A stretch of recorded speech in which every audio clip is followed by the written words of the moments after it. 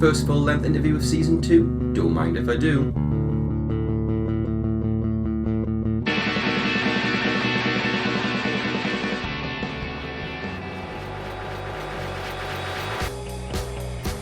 This is Anyone Can Play Guitar, the podcast for musicians and music lovers that takes you behind the scenes of the music industry.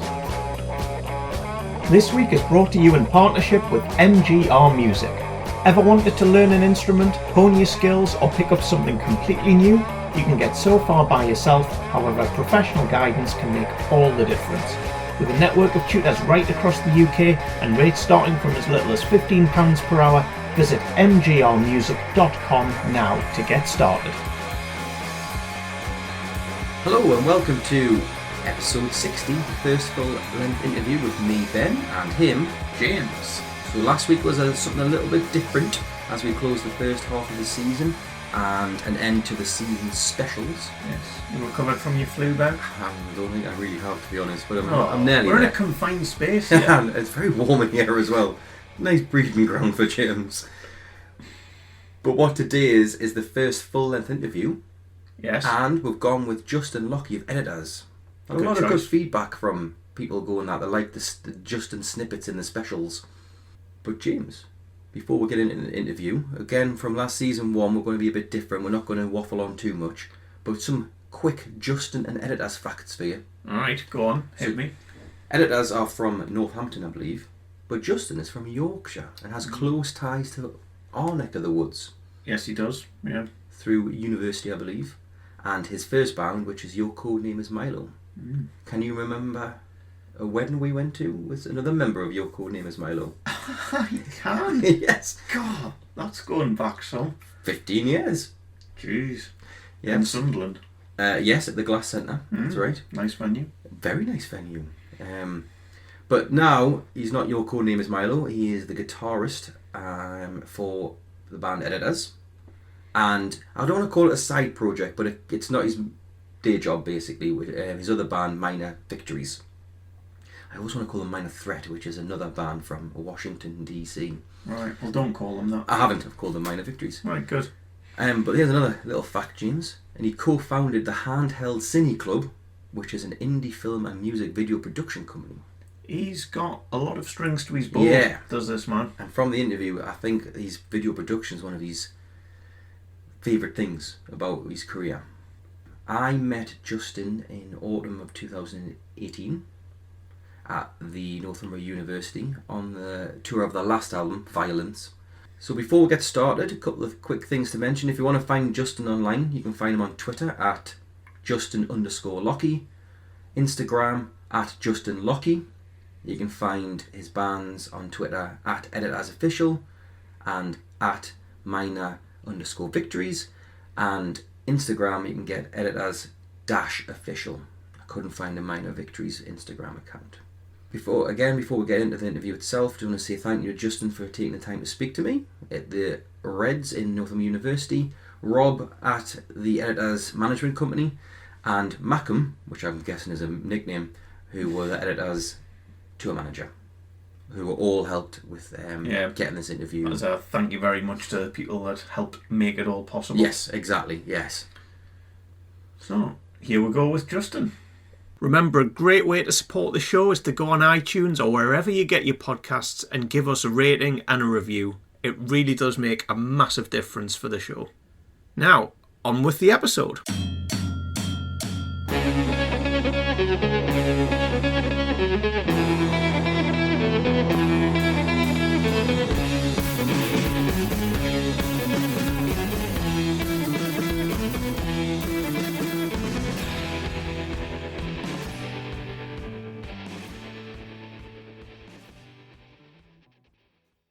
Justin Lockey from Editors. Yeah. Welcome to Anyone Can Play Guitar podcast. Cheers. How are you today? I am pretty good.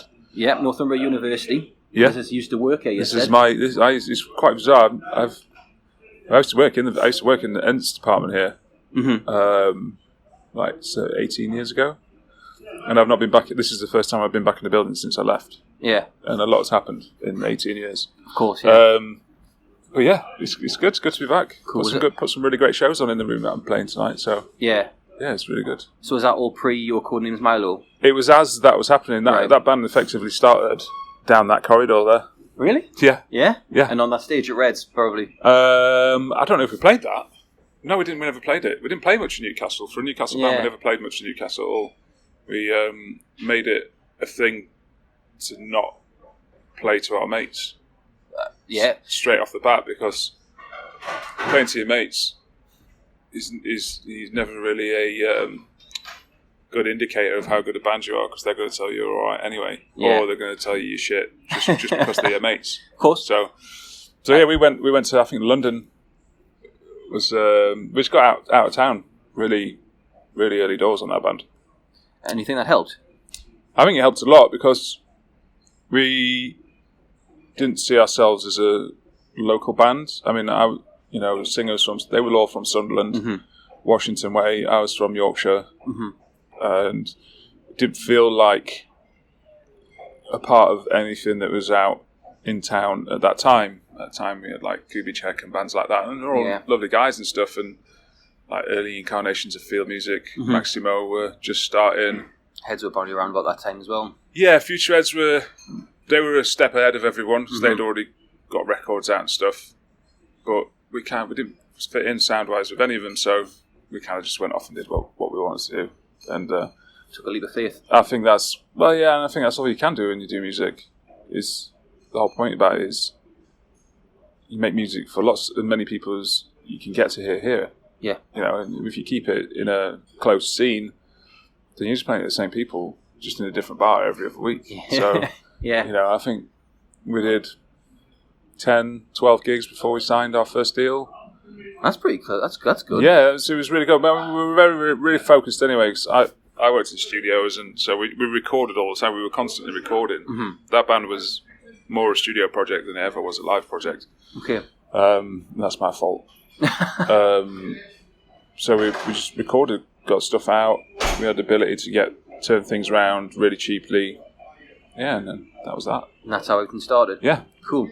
So when did Milo come to its end, like date-wise? Kind of. It's a weird one. I stopped touring it on the last record, because it must have been 2006. Okay. Mainly because I've never really been.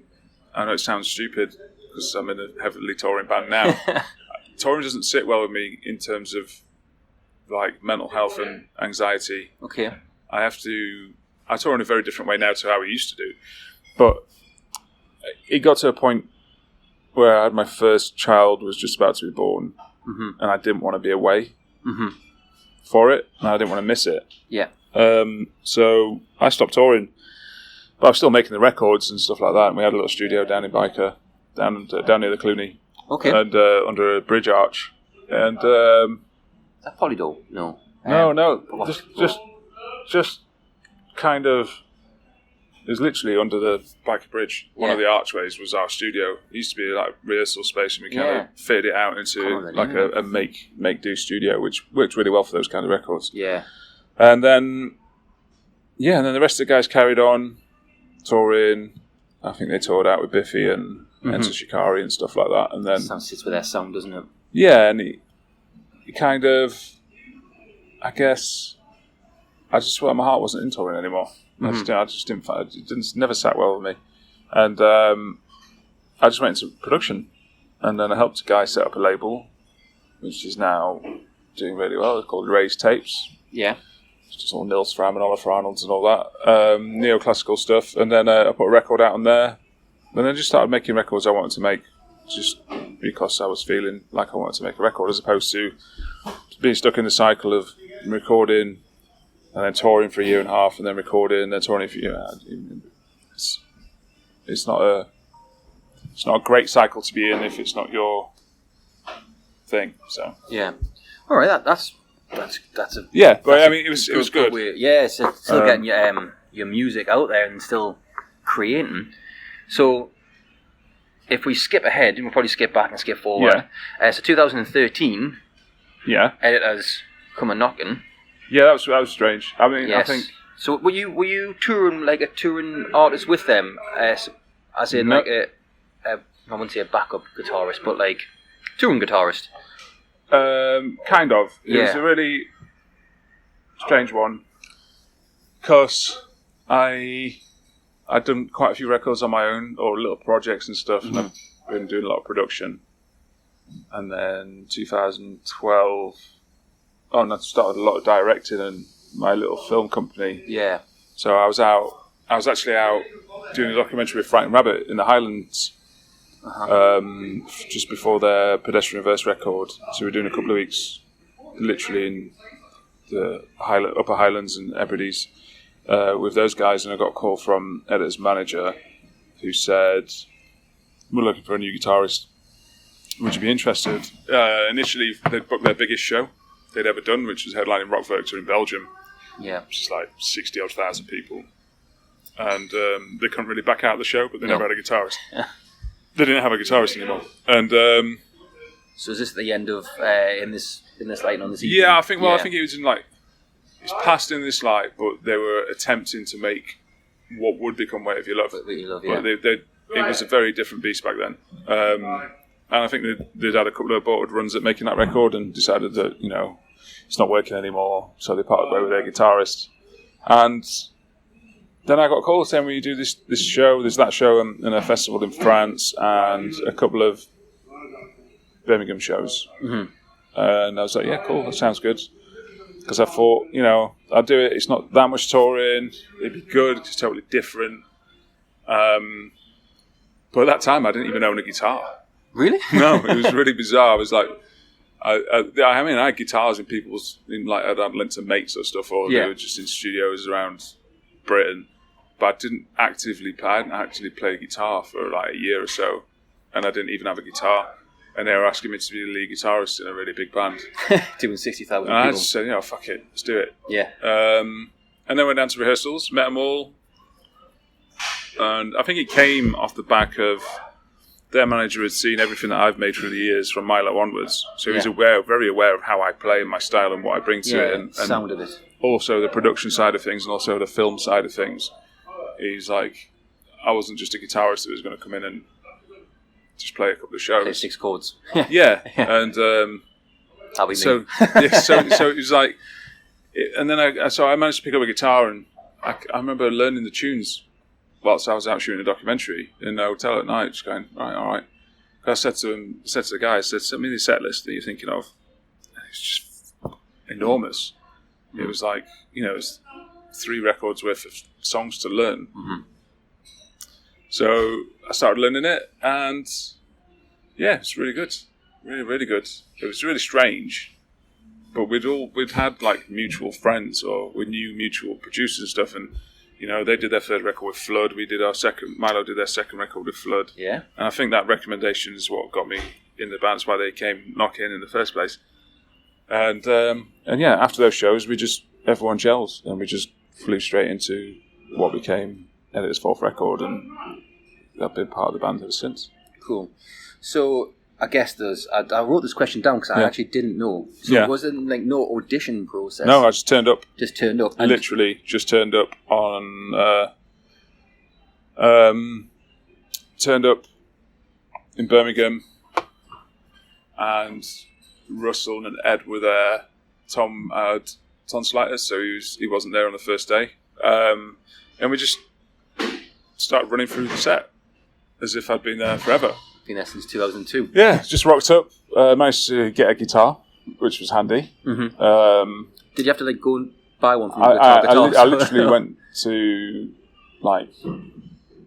can't remember which one it was. The one that used to be down on the quayside. Sound Control. Yeah, before it was Sound Control, it was something else. Okay, yeah. Well, I went there and just picked up like a Jazzmaster or something, and then just went down with that. Here I am. Turned up, a few pedals in the bag, cracked on, played the tunes. I think we even started jamming around what would become Sugar on their 4th record, and started writing pretty much. And that was that. So that was like day one. That was day one. Yeah. And then it just, I think we were in rehearsals for like 2 months, and then we just went out and smashed this massive headline show in Belgium. Yeah. Nice. And then So the whole connection thing as well must have been great. Knowing that each other through different bands, and they approached you. That must be odd. It's a bizarre phone call because it's probably the last phone call I was ever expecting to get. Mm-hmm. You just don't, even though somewhere along the way we'd crossed paths, I didn't know him, and they could have had any guitarist in the world. Mm-hmm. They've called me. Yeah. Who wasn't even known that well for being a guitarist, so it's quite weird. I suppose if you look at the Milo sound, and if you've got these, your own projects are quite a big, expansive sound. The albums, Wave Your Love, In Dreaming, the Violence in You, and they are, in my opinion, might be right. Oh yeah, they're big. It's more chordal. There's bigger sounds. I mean, so a lot of what Chris played. A lot of what Chris played on the first 3 Edits records is it's very sharp, very riff based. Mm-hmm. It's all based around 2 strings, really high up, really spiky, and that's his vibe. That's his sound, and I play a few of his parts every night on stage, and they're really exciting songs to play. Mm-hmm. They're really gratifying tunes to play on a guitar. As a guitarist, you want to play those bits, but I don't really see or write in that way. I write in a more layered and textured way. Yeah. I could pull off a riff when I need to, mm-hmm. but I don't naturally go to that high, I'm a lead guitarist, listen to me, really spiky kind of thing. It's just not it hurts my ears. Okay. It's just not my thing. But so yeah, it's great. That's why the sound kind of radically changed in record 4. Records 5 and 6, I recorded those, so they changed even further. Mm-hmm. So they, I went back into my mode as, a producer engineer. Yeah, which is my favourite place to be. Cool. So actually, that leads on to my next set of questions. So one quick one before we move on to it. This week is brought to you in partnership with MGR Music. Ever wanted to learn an instrument, hone your skills, or pick up something completely new? You can get so far by yourself. However, professional guidance can make all the difference. With a network of tutors right across the UK and rates starting from as little as £15 per hour, visit mgrmusic.com now to get started.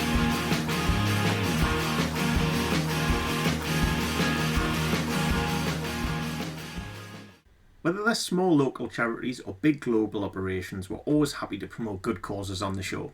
This week, it's the latter, as Justin Lockey describes how Editors are closely aligned to Oxfam. Editors as a band are very closely aligned with Oxfam. Uh-huh.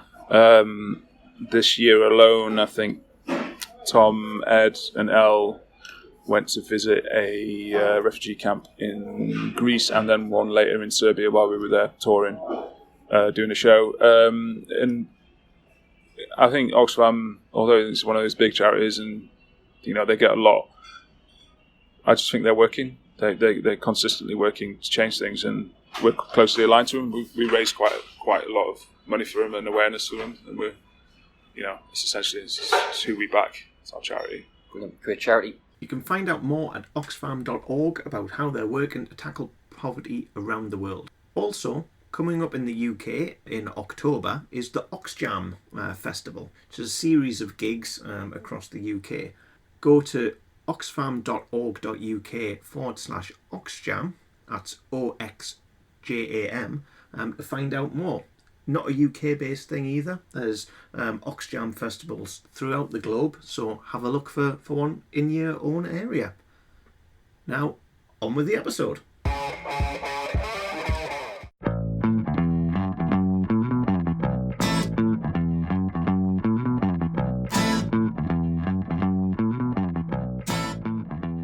So there was no feeling of like you're the new kid on the block. There's no like no, not at all. In school.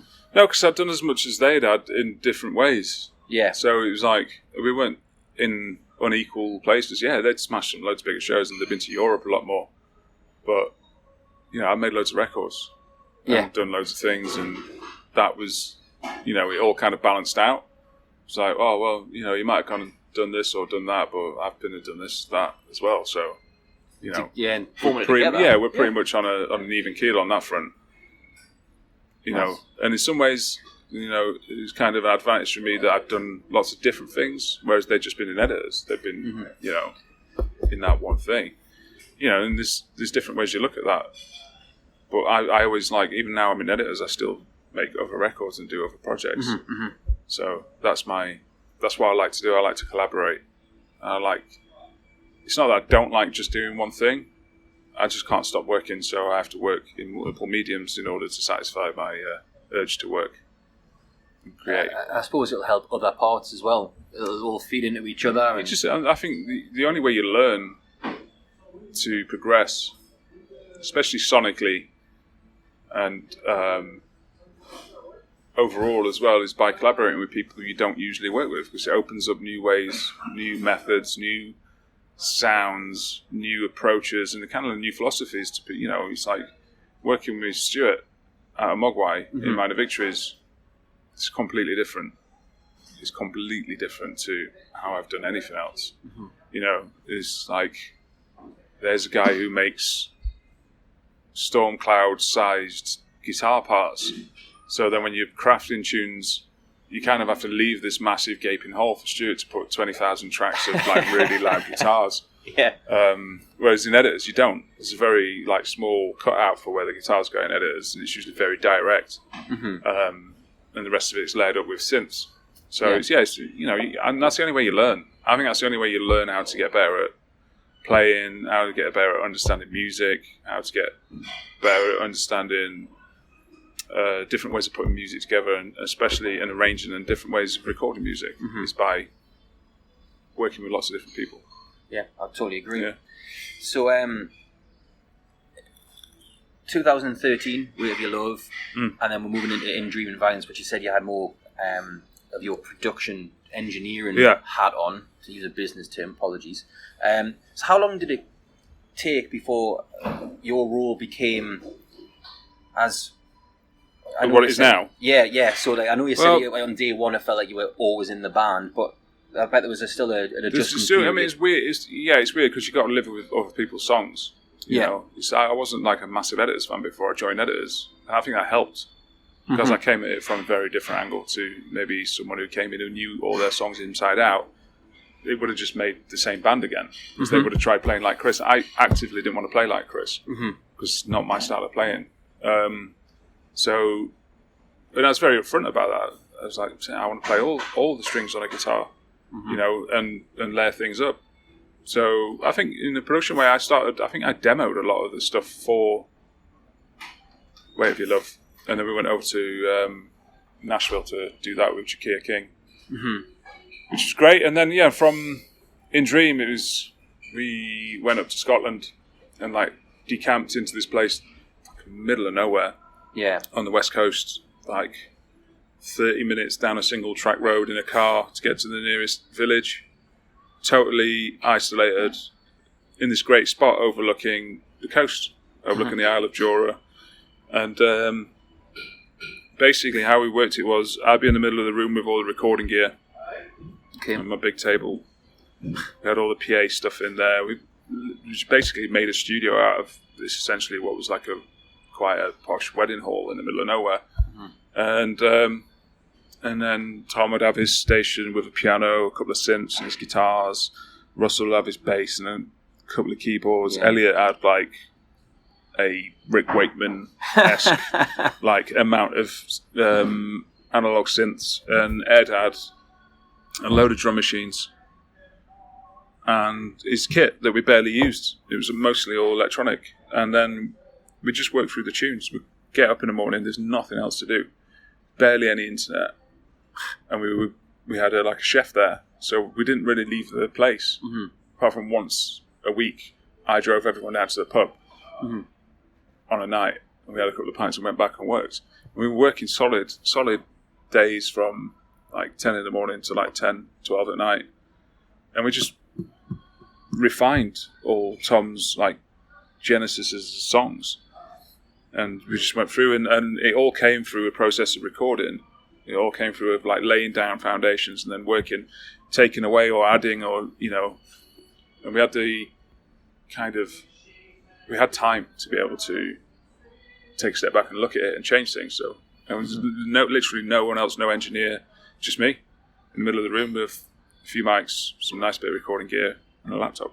Go on, this is what I bring to the party. Yeah. Just say, let's go, let's have it, let's do it. Well, I think when they must have found yourself when we're looking for a guitarist, they must have thought that was coming, which is obviously what they needed. Because out of all 6 albums, I'm a massive fan of the second. But if I had joined the band, I probably would have just tried and wrote Munich Part 2 and Fingers in the Factory Part 2. Yeah, and the good thing about this band, and I found out pretty much straight away, is they don't like repeating what they do, which is great in a band because there's nothing.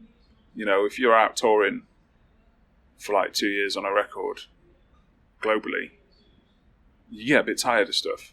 So if you had like 6 albums of essentially the same style of tune, you'd be bored after week 1. So it's good that in the catalogue of Editors now, 6 albums, it's very, very, you can go to some very, very different spaces musically on it. You've got like the early period, the backroom period, really spiky post-punk stuff. And then it comes a little bit more big rock band on record 2. And then 3 just takes total U-turn into dark electronic, analog electronic stuff. A lot of atmosphere on that record. Yeah, a lot of atmosphere. And then back into classic guitar on record 4, which is almost like an American sounding record, American rock record. And then 5 is like a really bleak, minimal party, in some ways kind of trip hop, kind of really dark, melancholic, electronic kind of record. Really sparse, really fuzzy, really dreamy. And then 6 is back to a lot more really accurate electronic and a lot more guitars back in. So yeah, that's cool. So, just conscious of time. So that's right. Just a couple of quick things. So, you've already mentioned touring. Do you find touring different now that you're in that part of your career where you're not, I guess, chasing we're not in the back of a van? Yeah. I mean, we tour really comfortably. So I think it's because we're at a level we can tour really comfortably. We're luckily enough to be a band that still grows in lots of different parts of the world. It's like playing in England, playing in the UK is, we're academy level mostly. We usually end on like Brixton Academy or there'll be an Apollo in Manchester or an Apollo in London. But it's usually like top end of academy world. Yeah. Which allows for a certain level of comfort in the UK. In Europe, parts of Europe, we're an arena band. So it works for us to be able to tour comfortably. I, on the other hand, don't tour comfortably because I find it really hard to tour. I can't sleep on a bus. So I travel by myself. Really? Okay. I travel a lot of it by myself. Because I'm a writer and a director, I spend a lot of time travelling to shows on my own, working on the other things that I do in my head, which is a great time. I get lots of time to drive in some great parts of the planet, see some amazing sights on my own, peace and quiet to think. And there's a thing about being on tour when you're in a bus and you're constantly going from country to country, town to town, is that there's like a submarine kind of mentality to it. Even though it could be the most luxurious bus, there's still a submarine mentality to it that you can't escape. You're not in charge of your own destiny. You are trapped on a bus and you're in a bunk or bedroom. While although it's really nice, if that's not good for you, healthy, it's not for me. It's really bad for me. That you have to find another way to do it. So I travel by myself, drive if I can. I like really big long drives so I can think, listen to music, or fly. Yeah. So that's what I do for every show. And I just meet the guys here. Yeah. And then after the show, I go back to my hotel, get a good night's sleep, which I wouldn't do on a bus, and then drive to the next show. Which is, in a place like England, it's really easy. Yeah, of course. Because you're never more than really a few hours away from your next show. In Europe, it gets a little bit harder, but then the upside of it is you're driving through the Alps on your own. Of course, yeah. And nobody's telling you where to go, what to do, thingy. So, when we go into Europe, the end thing, I can spend a day driving through the Alps on my own, peace and quiet, and I can sit at the top of the Alps in deafening silence, looking at some of the best sights you're likely to ever see on my own, and it's inspiring. It's more inspiring than being sat in a bus, trying to keep out of other people's way when everyone's been on top of each other for too long. So I like that. That's my personal choice and preference. The rest of them, they sleep comfortably and they love that element of what they do touring wise. But for me, it's just It's just not for me. So yeah, you know. So yeah, that's a nice way of looking at touring. Actually, I never. Well, yeah, I mean, you got to think about it. If you're on a bus, on a regular tour, you're on a bus. You go to a building like this that we're in now and see a black room. Yeah. And then you get on a bus and it's night time and you drive overnight and then you wake up and you come into another building like this, essentially the same building in a different town, and you just see a series of black rooms and night times. You don't really see anything. Your days off, sometimes you're just too tired to do anything anyway. You're playing 2 hours a night, you're just knackered. You've got to catch up with your sleep. Whereas I see everything because I travel in the daytime. I spend most of my day traveling, so I get to see the countries that we go to.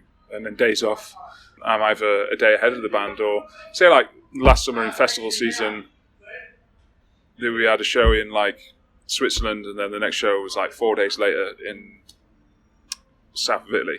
I spent 4 days travelling through the Alps and down Italy on my own. You don't see that in a bus. No. At night, you know. No. I mean, yeah, they'll get there in 14 hours overnight and they'll be asleep for most of it, but I want to stop off on the day. I want to stop off 2 hours down the road every day and see these parts of the world that we're just flying through. Yeah. Oh, that's cool. So do you enjoy festival season as well? Festival season is great. I mean, festival season is a lot more...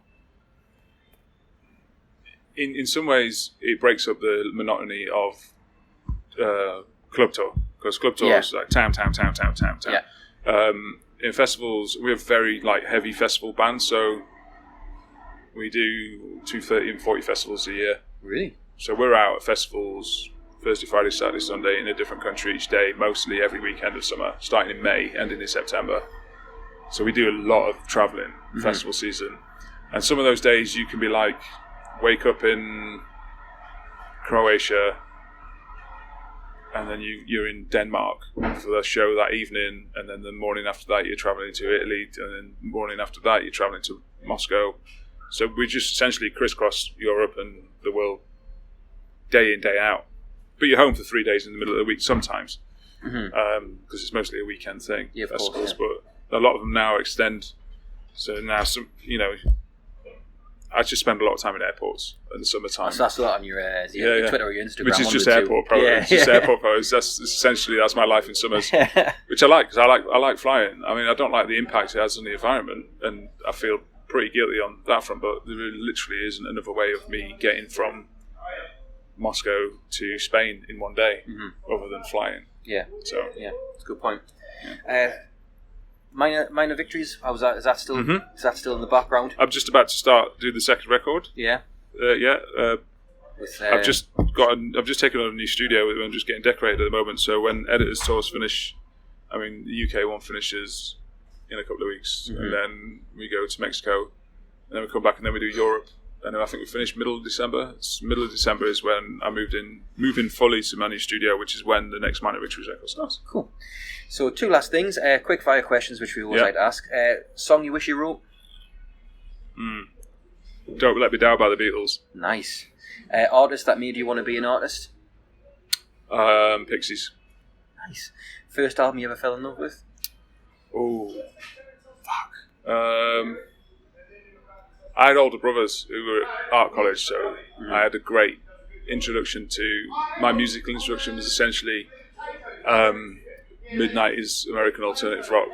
So I have to say, first album was the first album I fell in love with. Yeah. Truly fell in love with. Yeah. I don't think I truly fell in love with anything until the New Road by Nirvana came on. I mean, I was obviously into music and stuff, but I don't think anything really changed my... Or I don't think anything has been fully ingrained into my soul that record has, and still is. Yeah. This was probably up there, top 2 favourite records of all time. It always will be. Cool. First gig? First gig, 1993, December, Leeds Town and Country, last day of the Wedding Present tour. Right. Their hometown show. Obsessed with that band whilst I was growing up. My older brothers put me onto them. And it was the first show I went to see. Brilliant. And best part of all this that you do? Best part of all this, the human angle of it. Okay. You just fall into things with people you didn't expect. It's people. Yeah, Definitely. Brilliant. So that was our first full-length interview for season 2 of the show. And 2020. And 2020. Woohoo! So I think it's still important to bring the full interviews. We've used snippets from those. So if people have heard things like the episode on touring or songwriting, they'll have heard bits from Justin already, but getting the full interview, because there's bits and bobs there that are not just... There'll be new bits, but also I think hearing the whole thing, also it's a good listen. Yeah. So, who we got? Well, if you've enjoyed this episode and want to share your editors' memories, get in touch on Twitter at ACPG Podcast or Instagram at ACPG_podcast. We'd love to hear from you to get this kind of... Let's see what we're going to get going, basically. And thank you again to Justin, Rob and Mackham for all of their help with the interview. But next week, James... Who have we got? I knew you were going to say that. So we've got our second full-length interview, and it's with Tyler Salkowski of State Champs. So look forward to that, and we'll see you next week. So we're just going to go to the mall and find some wellies. But when we saw our ETA was within 30 minutes of the mall closing, we asked the promoter, can you please go buy us some wellies? So we showed up to these puke green wellies. But I was very fortunate to have a pair of those that downloaded. It was absolutely fun. All of the show notes for today's episode can be found at acpgmusic.com, along with our back catalogue of episodes. If you like what you hear, or perhaps have some improvements or specific guests you'd like us to consider, we'd love to hear from you. Email us at info@acpgmusic.com or hit us up on social media. Keep supporting upcoming artists, and we'll catch you next time.